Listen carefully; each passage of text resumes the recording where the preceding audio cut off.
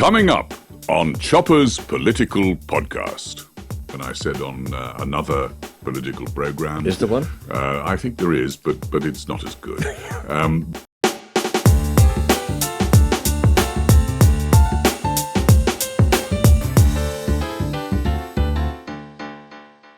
Welcome back to Chopper's Political Podcast, where I bring you the best guest gossip, news and stories from the heart of our studio here in Westminster.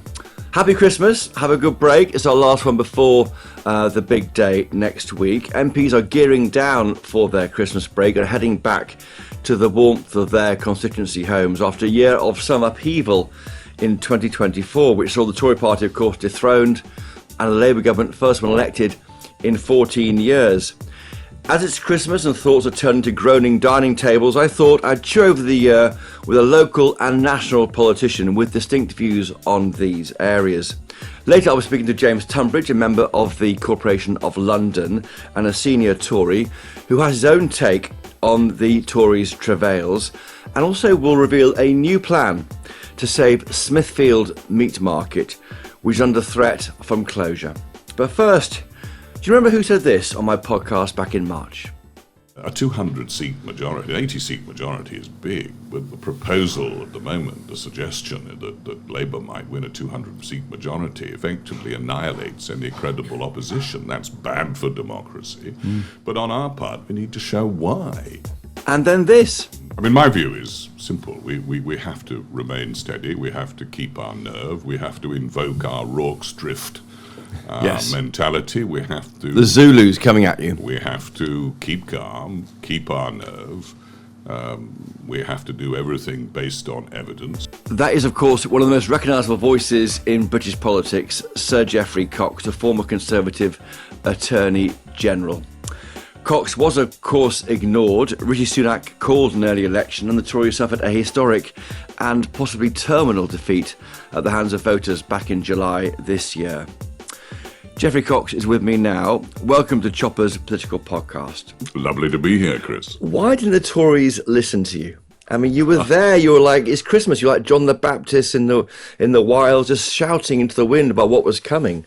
Well, it was too late, wasn't it? I think it was a couple of months. I don't know. Can't remember. It was exactly. March this year. March this year. So it was too late. The die was cast.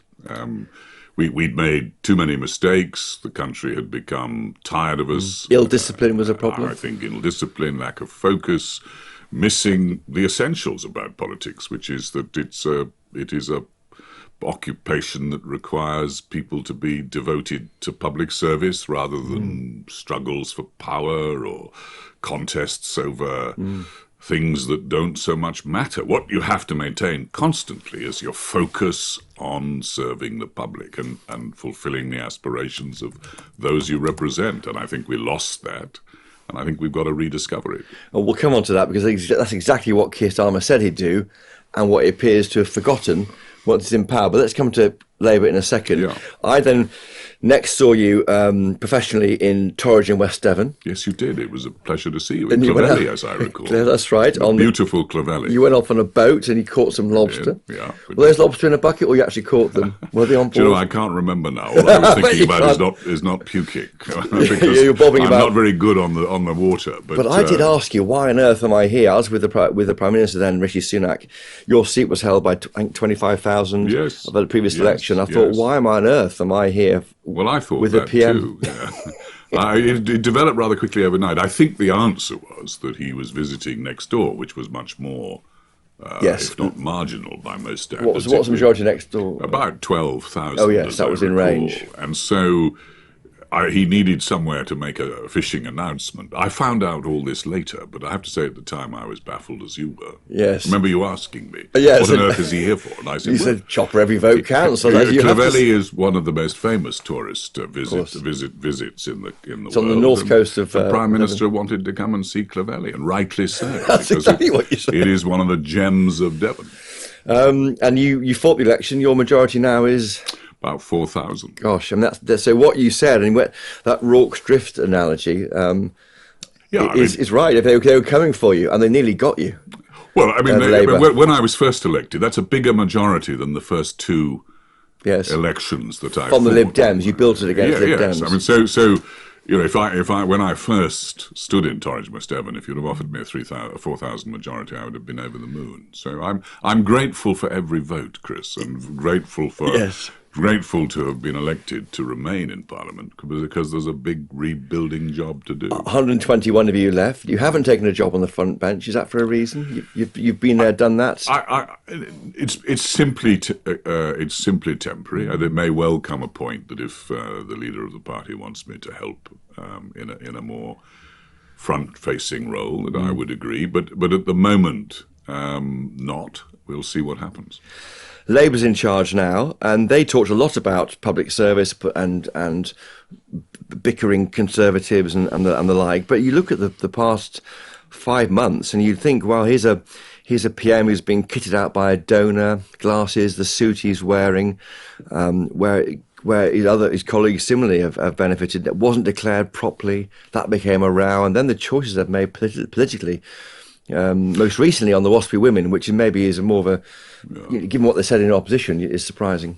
I agree. I mean, I think what the reflections that I've had since watching how things have unfolded is that if you're without a compass of conviction and principle in politics that guides you, what you find is that you're taking decisions as they are, going back on firm pledges. Farmers, for example, in my constituency were told it was desperate nonsense that they would get rid of inheritance tax, agricultural property relief. That was Steve Reed, I think, the now Environment desperate Secretary. Nonsense. I was told by Bridget Phillipson that I was simply scaremongering when I said on another political programme. Is there one? I think there is, but it's not as good. But the reality is I was told I was scaremongering, and now we found that despite those solemn pledges, they have done something that has affected thousands of farmers in my constituency who are deeply, deeply worried. And then you look at all of the volte-faces that they performed on winter fuel payments, where they were criticising us for even thinking about getting rid of winter fuel payments. It was mooted in an elite recording, wasn't it? And now exactly. And now you find on the WASPy women, where again they made the most opportunist attacks on the last government in opposition. Not in the manifesto. There was no pledge on them in the manifesto. True enough, but I don't think you need to mislead people in a manifesto if you've misled them consistently for years before that. I mean, look, the truth is that this is a vacuous government with no political principle governing it, and they're finding that... Well, they have principle. You may not agree with them. They're helping out public sector workers. They're helping out the NHS. They're spending money differently to the Tory party would have done. But it wasn't the flag under which they flew when they sought election. And I think that no more stark contrast with what was said before election and after has modern politics offered us. Geoffrey, it's Christmas. Can we be generous to them? Is that possible? Is it possible that it's actually quite hard being in government, that saying things in opposition is easier and they're finding it quite difficult? That's certainly true, but a responsible opposition preparing for government does not make the kind of promises that were made to the British people and then within weeks go back on them, unless they are, frankly, without any kind of moral compass or political compass to guide them. And this is what I find so disturbing about this government. In many ways, we need Labour to do better for the sake of the country, for the sake of politics in this country. We need it to do better. But the reason it's not doing better is that we have people on the front bench who are, it seems to be, completely devoid of any guiding principle, and that isn't surprising, I think. Well, they aren't taught. It seems to me. Would you accept? I was talking to a senior advisor to Rishi Sunak now after they left office. He said he looked at comparisons with the Tories in 19. They were elected on getting Brexit done, not being Jeremy Corbyn, and that happened in about 2 months of that government. This government was elected on getting the Tories out, but there appears to be no narrative after that. And that also affected the Tory party in 19 to 24. The idea of levelling up, the idea of hospitals and police, but it wasn't very structured. You have to have a governing narrative, a governing vision, something that you believe that you want to do with the country. I don't believe... we made this mistake, as I've said on this programme before, in 2020. Yes. January 20, when we all came back from Christmas and faced 4 years of government, there wasn't a programme. There wasn't a seriously developed, thought-through programme, and neither was there a consistent vision. And then COVID happened, of course, in March. And then we had COVID, which was mitigation, but it wasn't a defence, as we lawyers say. But this government doesn't have that excuse. It was elected with a massive majority. It was predictable from years out that they would win. And instead, they've gone back on just about every important flagship policy and promise that they made while they were campaigning for government. And that suggests to me, on the most flimsy basis, the idea of a 22 billion black hole, this sort of nonsense, is totally unjustified. Well, the OBR backed at least half of that money up. And what they did was they took the choices that weren't made yet, such as paying up the public sector workers, maybe infected blood, post office, that was 11 billion. And they just wrapped it up and said, here's These some were things. political choices, and those political choices evince a tendency. It isn't a compass of the kind that he claimed to have before the general election, that he would stand for growth, that he would be more Blairite, that he would be relaxed about people making money as long as they contributed their taxes and created employment. That kind of offer for the Labour Party was what he pretended. When he came into government, what he went back to was a kind of visceral, knee-jerk 1970s socialism, which is what I was saying for the months before, because that seemed to be observing Keir, but likely to be his default mechanism, his default mode. And his default mode is, make no mistake, old-fashioned 1970s socialism. But it might work because millions don't feel richer after 14 years of a Conservative government. You're not going to get richer by state control. But you might do. It's a punt. Well, I haven't seen any economy in the world succeed on that basis, but we'll see. Brexit, I think, in 2025 will be a big story again. Now, some bookmarks for us. The 3rd of February, we're seeing the PM meet with the EU 27 leaders. Before or after that, there's a big summit between our Prime Minister, Keir Starmer, and Ursula von der Leyen. On the table, there's freedom of movement for the under 30s, 18 to 30-year-olds, to and fro between EU and UK. Fishing waters, which you'll be acutely aware of in Torridge and West Devon after your trip on the lobster boat in the election. That's on the table. And it's interesting, isn't it? And also the ECJ jurisdiction over the UK could be brought back in. Are you worried that the Brexit that you fought so hard to do with Boris Johnson is under threat? Yes, I've always been worried about it once this government was elected, and indeed I've been saying so for a very long time, that the instinct of Keir Starmer will be to reverse Brexit, but it won't be done openly. It'll be done by stealth. It'll be done gradually. It will be one cumulative piece assembled with another, and bit by bit the tapestry will start to assemble in the direction that he has always believed. I was in the government when the Prime Minister was negotiating on behalf of Jeremy Corbyn, for heaven's sake, with the Conservative government to see if we could find a way of bringing it in. And that's Theresa May, of course. Yes, and fulfilling the decision of the British people of 2016. And I recall vividly then just what it became clear was the objective, which is to reverse Brexit. It was an aim for a second referendum. We were on the... And that's where we're going with this government, you think? Well, I don't think he'll go...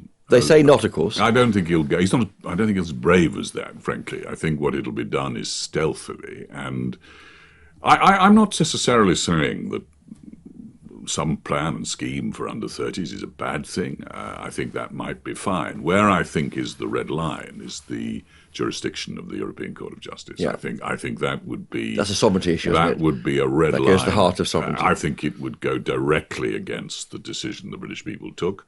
I think I'd be surprised if he did it, because it would require moral and political courage. Wait and see on that. The issue of second jobs always crops up. You earn money outside of Parliament. I don't want to pick away at a scab here, but it's now an issue with this government. They're looking at this. They've got a committee looking at this issue of should MPs be able to work elsewhere.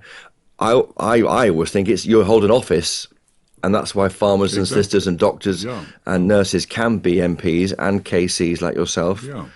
Well, I mean, have you made your points to the committee? I haven't yet, but I may do. I think what I would say about it, as you know, Chris, it's what I say whenever I'm asked this question, which is that it's ultimately up to the electorate. But secondly, professionals in the House, such as me, who continue to practice their professions, I think is a good thing, because it enables the House to have the benefit of those who have up-to-date, current, present knowledge of another sphere of activity and life which they can bring to the House. Now, I completely recognise that there are a legitimate alternative view, but the tradition of the House has been to allow senior barristers, for example, as well as any professionals, to continue to practice. John Smith, for example, practiced for years while he was in the House of Commons, was months before Labour leader. The great John Smith, the well-regarded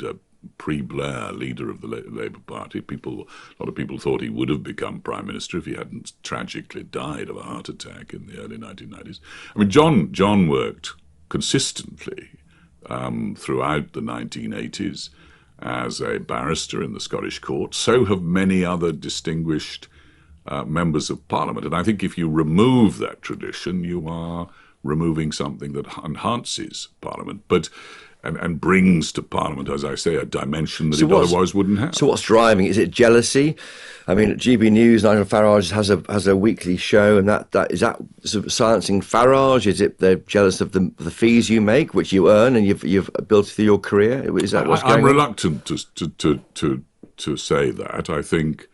I think it is hard to understand in the modern age that being a member of Parliament permits you this freedom to do other things. But if we take away that freedom, what we will create is a political class even more specialised, even more removed and detached than we have now, knowing nothing other than politics, mixing with those only in their capacity, their political capacity, whereas to mix with others because you are a farmer, or because you are a barrister, or because you are a doctor, means that people see you and speak to you differently. It means that you have a range of experiences you can bring to the House that you otherwise wouldn't have.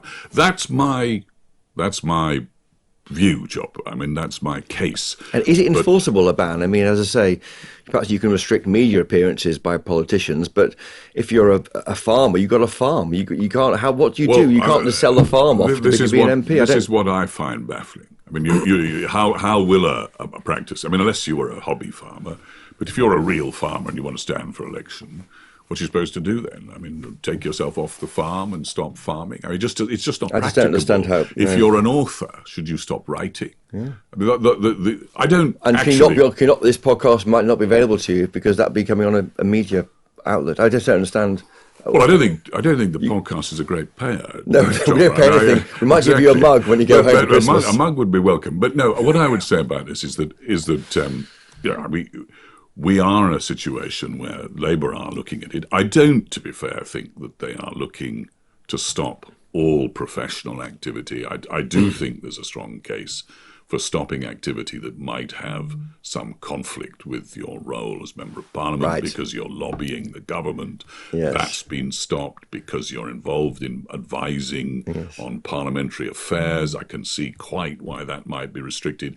But something that has, like farming or like practicing the law, absolutely nothing to do with politics or with as long as you turn up and vote, of course, and that's the point. I always have, and always will, and it's a great. You voted remotely once, didn't you? Well, that was during during COVID. As you know, there's no proxy now. Just finally, briefly on the Chagos Islands, a big debate.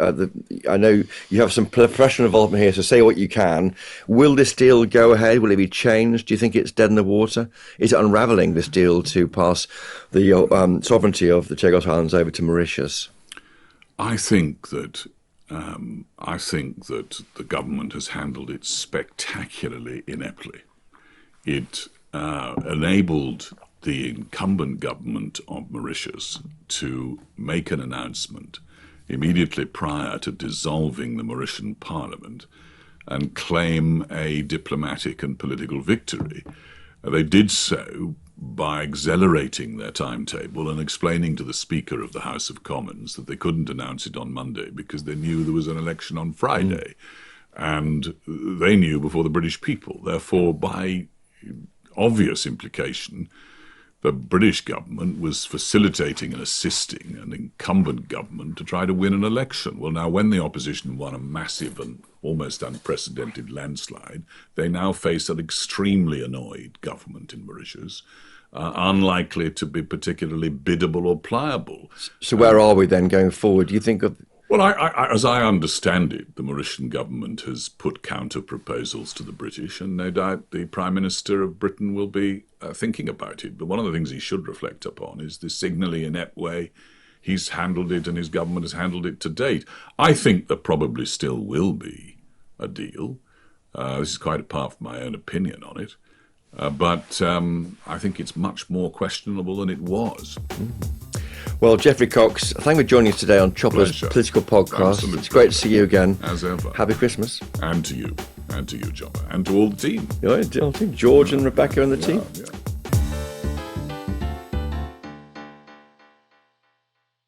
And now, as a special treat on Chopper's Political Podcast, pour yourself a glass of mulled wine, reach for the brandy if you don't like mulled wine, and listen to the mellifluous tones of Sir Jeffrey Cox with some special Christmas readings for our viewers and listeners to this podcast, and from us all here. Happy Christmas. Happy Christmas. Christmas by Sir John Betjeman. The bells of waiting Advent ring, the tortoise stove is lit again, and lamp oil light across the night has caught the streaks of winter rain in many a stained-glassed window sheen from Crimson Lake to Hooker's Green. The holly in the windy hedge, and round the manor house the yew, will soon be stripped to deck the ledge, the altar, font, and arch, and pew, so that the villagers can say, the church looks nice on Christmas Day.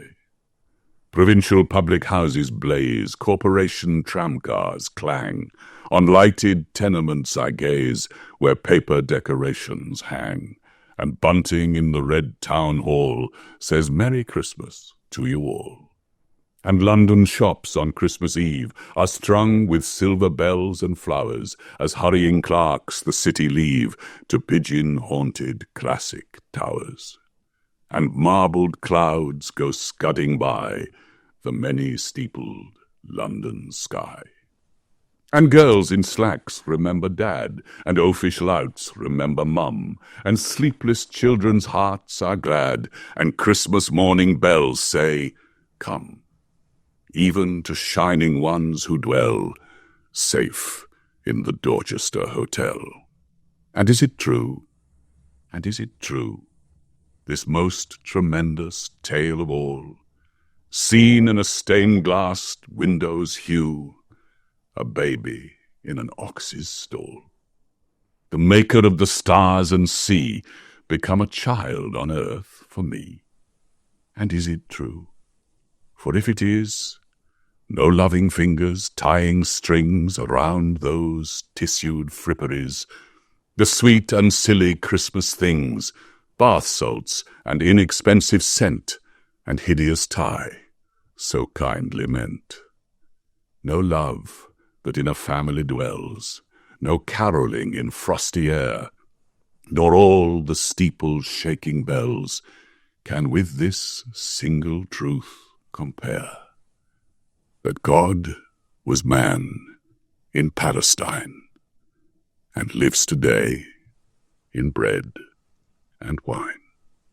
Stopping by Woods on a Snowy Evening by Robert Frost.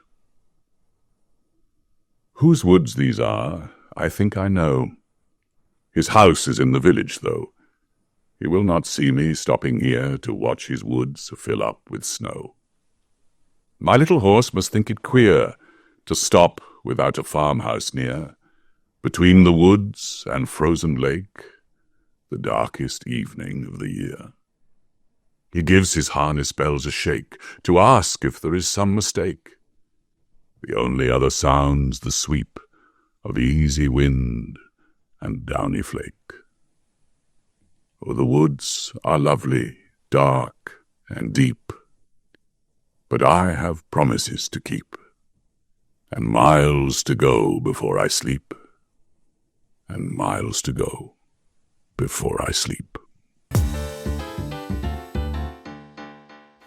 Now, just a few weeks ago, this was announced on GB News.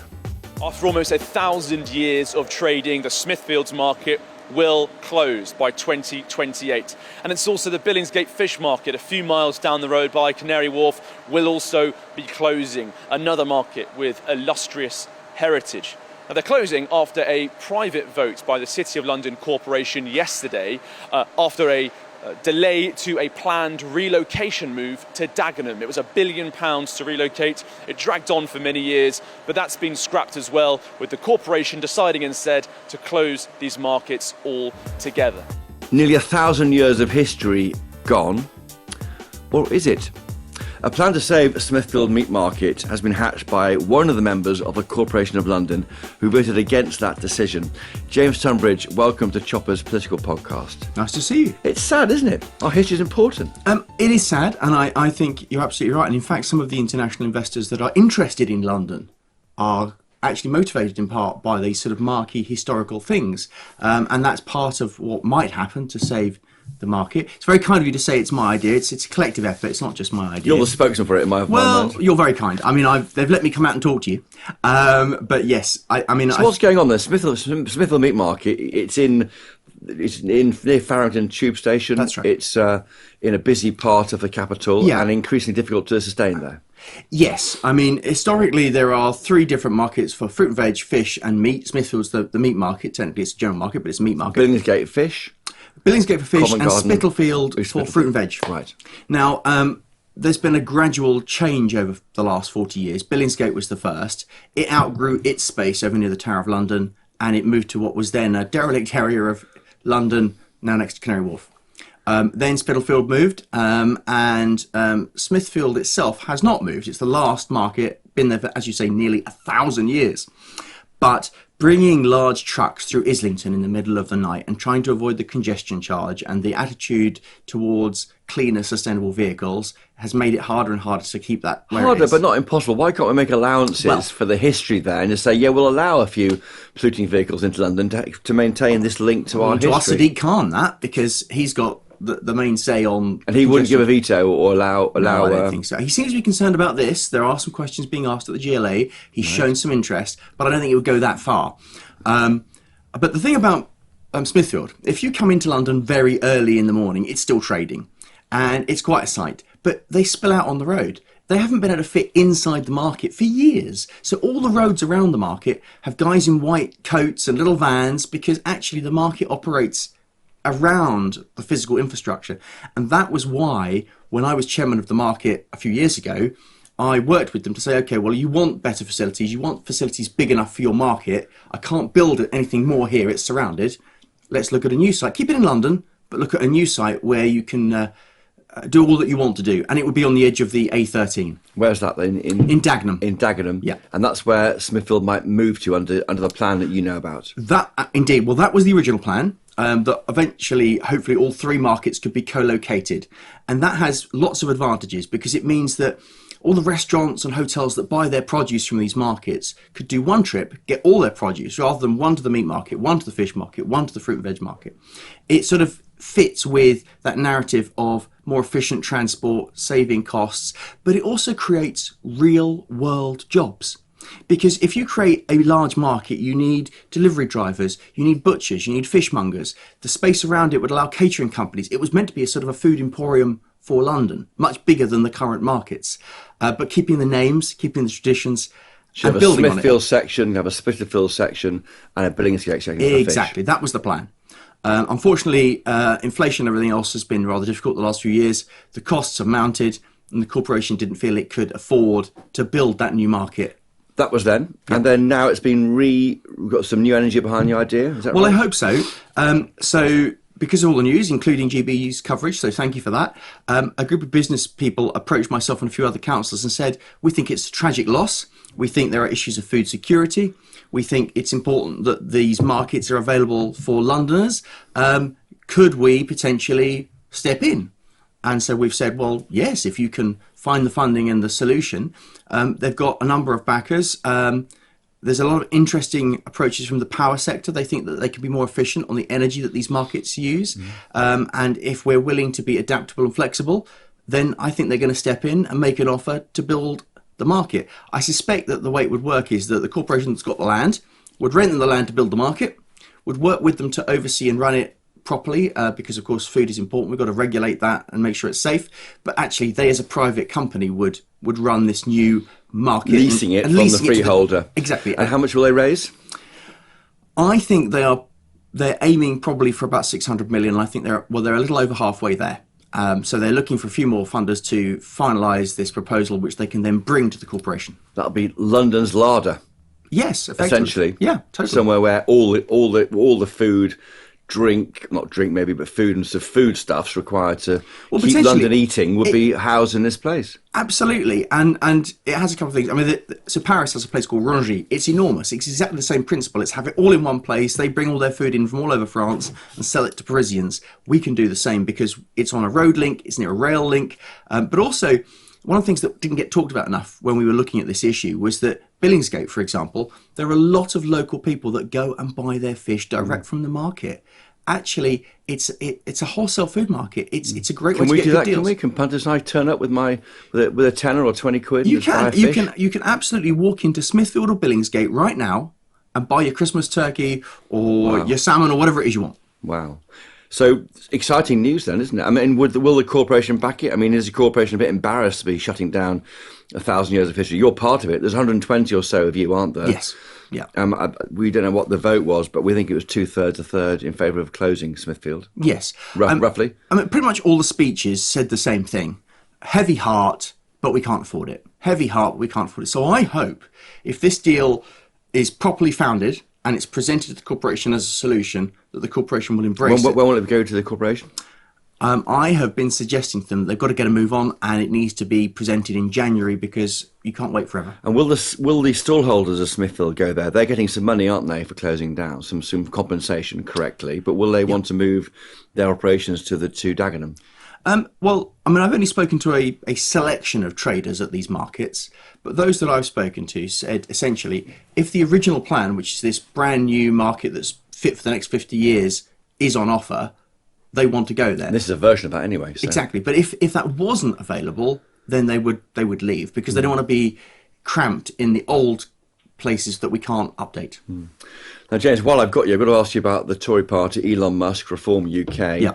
You were nearly a candidate at the election this year, is that right? Well, outside of London, I've been involved in the Conservative Party for many years in East Anglia, where I grew up. And so, yes, I've helped campaign. But you weren't selected in the end, but no. you were hopeful. Do you worry about the Reform UK drive? I mean, I said there in the script for this podcast that it could be a terminal ending for the Tory party. I mean, that's not beyond the realms. It's not beyond the realms. It's the end of the party as we know it back in July, and Reform UK as the new right-wing party. That is what is being talked about right now in Westminster. Well, I give full credit to Reform's marketing strategy. They've got a rolling thunder approach to go up, and their polling numbers have improved, without question. More than the Tory party in some places. Well, that's it. And I think that's Reform's strategy, isn't it? You know, they can't just attack Tory voters. They need voters across the piece. And actually, I don't think Labour knows how to deal with them. And in fact, Reform's done a little bit better in the north of England in recent by-elections in Labour areas. They lost a by-election to the Conservatives in Essex just a week ago, which they told everyone they were going to win. Nigel Farage visited twice, and they didn't. Interesting. But I think that... We're told about the wins, not the losers. Well, so absolutely. we need to monitor those better, I think. Yeah, because the Tories aren't really telling us those things, but Reform boasts about their wins. Well, Reform were really bigging that up because they put a lot of effort in, a lot of campaigners on the ground, really thought they could do it. They did come second, but they didn't win. And that shows that they can't necessarily break through further. Plus, I think there are two key things to be aware of with their future. The first is that in the summer, without question, huge protest vote at the Conservative government. And people all across the country were more annoyed. Some would say fair enough, James, by the way, but you'd have to agree with that. But I mean... no, but I understand those frustrations. I mean, after 14 years of not always making people happy, in fact, often disappointing, there were a lot of people that said, that's it, I'm not giving you my vote. And what did they do? Well, actually, what you saw in a lot of Conservative areas in the south, there was a big protest vote to reform, but not every MP lost. And reform really has had a march forward. But that protest position won't be there next time round. We've got Labour in now, different position. And are people going to protest against Labour to reform? That's certainly not certain. But if you look at it, brand new party, therefore no record to complain about, got a good Never showing. in government. Exactly. Never. I mean, look how hard... That's how the Liberals used to really do well in the 90s. Look how hard government is. Look at the fact they've had to... just this week, they're not paying out the 10 billion to WASPy women. I mean, a lot of them had said they were going to. I mean, that shows how hard They've it broken is. lots of promises, but I think that the Labour Party are being quite thoughtful, but not saying this publicly, about where they're putting their policies. You know, support train drivers and unions, hit winter fuel allowance on old people that vote right-wing. Farmers... That's not what they would say, and, of course and they that's wouldn't. not a false choice, but they were announced on the same day, is the point was, as you say correctly, Well, those two I things think the happened. electoral analysis is that they think that they won't lose that many voters kicking farmers and old people, but that's my view. But the thing about reform, they're building, they need a platform, they need springboards. I think they were really looking to next year's local elections, but with this devolution announcement, there may not be as many elections. Just on that, the government said that some councils may not go ahead with elections in May. Yeah. That, to me, that sticks in the craw for me as a political journalist. I think democracy delayed is democracy denied. I agree. How is that possible? I mean, in some parts of the country, there'll be failing councils who some local people will want to get rid of these councillors. Not, it's less important or less focus on it than a national election. What can happen? Can people sue their council for avoiding the electorate if they try and do a shake-up to avoid the electorate? You're asking a lawyer. I could talk for hours, so I'll try not to. I'd say that we keep it simpler. And first of all, there is, for those that feel that way, and it's a very valid view, I'm very concerned about the loss of democracy, the loss of accountability. We've got a recent precedent. Thanks to COVID, a lot of elections were delayed. For COVID? Yes. Not because of a government shake-up? Well, yeah, but the government might say that if we could do that and extend terms and sort of, instead of having an election this year, kick it on a year or two so that you still get an election, but it's 5 years, not 4 years, they might say that works. They might also say that elections cost money and that the public don't mind. If they're getting a brand new council, they'll wait a year or two. And of course, you and I are quite interested in this world. A lot of people out there just want to get on with their daily lives. Yes. So how much genuine public anger, it's hard to judge. I don't know, but I just think it just seems a bit off. I think it's wrong, but the other issue that's already coming up, I mean, in my local area, there's a council meeting tonight, and they're going to be questioning, are you a lame duck council? Because the government said in 2 years you're being abolished. Yeah. What can you do? You can't do any long-term planning. Is it the right direction, just finally on this? Winding up to district councils, having more unitary councils? Simple to understand for householders, homeowners. Yes. I mean, I think that there are two very strong reasons for more unitary authorities. The first is that we've been living for some time beyond our means.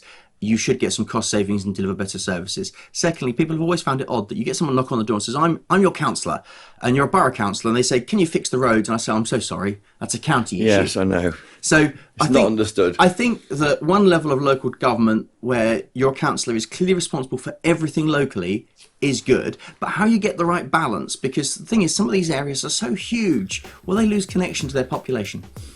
Listen, James Tunbridge, thank you for joining us today on Chopper's Political Podcast. Thank you. And Pleasure. thank you earlier to Sir Jeffrey Cox. And thank you to listening and watching wherever you are this week and indeed this Christmas. I tweeted Christopher Hope on X. Are you on Twitter, James? Yes. What's your handle? At James Tunbridge. There we are, at James Tunbridge. And email me, chopper@gbnews.uk. If you enjoyed this show, please tell your friends. If you really enjoyed it, please leave a 5-star rating and a review on Apple Podcasts and Spotify and elsewhere, wherever you get your podcasts, help other people find this show. Thanks to the great team of colleagues at GB News behind this podcast, Mick Booker, Jeff Marsh, Rebecca Nunes and George McMillan. And most importantly of all, thank you to you for listening and watching. If you want more Chopper in your life, and who doesn't? James does. Catch me during the week on GB News and at midday on Wednesdays when Parliament is sitting for PMQs Live. And do keep up to date with our best political reporting on our website, gbnews.com. But from me and James, until the new year, happy Christmas and cheerio!